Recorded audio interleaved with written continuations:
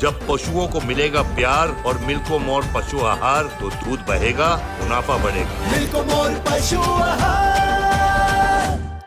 अभी तक जो भारत की बात हो रही थी, मतलब अभी तो केसेस एक ही मिला है, इससे पहले भी और भी केसेस मिले थे, हालांकि कोई इतना हार्म नहीं किया है, लेकिन डर तो है।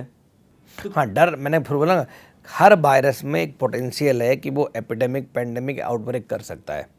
आउटब्रेक होता है मतलब लोकलाइज एरिया में फैलना, एपिडेमिक होता है एक बहुत बड़े रीजनल में फैल जाना, देश के अंदर, स्टेट के अंदर फैल जाना, ठीक है। पैंडेमिक मतलब कई सारे देशों में फैल जाना। तो हर वायरस के अंदर एक पोटेंशियल होता है। तो मंकी पॉक्स भी एक सीरियस वायरस है, ठीक है, हमें इसको हल्के में नहीं लेना चाहिए। बट हाँ, ये कोविड की तरह बहुत ज़्यादा इन्फेक्शियस नहीं है। जैसे कोविड का जो सेकेंडरी अटैक रेट था, मतलब इन्फेक्शन रेट था, वो 80 से 90% था। जैसे चिकन पॉक्स का भी ऐसा ही होता है, बट इसका जो सेकेंडरी अटैक रेट थोड़ा कम है उससे, बट डेफिनेटली पोटेंशियल है। प्लस अगर वायरस जब भी मल्टीप्लाई करेगा, जितने नंबर ऑफ केसेस बढ़ेंगे, जितने देशों में ज़्यादा आ जाएगा, उतने चांसेस म्यूटेशन के बढ़ जाते हैं।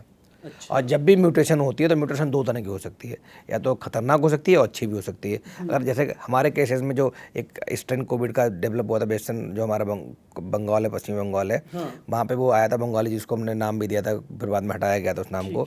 वो बड़ा खतरनाक स्ट्रेन डेवलप हुआ था, उसकी वजह से बहुत सारे लोगों की सेकेंड वेव में, थर्ड वेव में डेथ हुई है।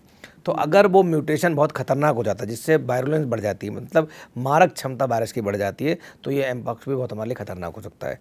अगर वो म्यूटेशन ऐसी होती है कि जिससे वो मारक क्षमता कम हो जाती है, तो हो सकता है कम हो जाए। बट नॉर्मली जब म्यूटेशन बहुत सारे होते हैं तो प्रोबेबिलिटी ऑफ जो विरुलेंस स्ट्रेन है वो बढ़ जाती है, मतलब विरुलेंस स्ट्रेन ऐसा जिसकी मारक क्षमता हाई है।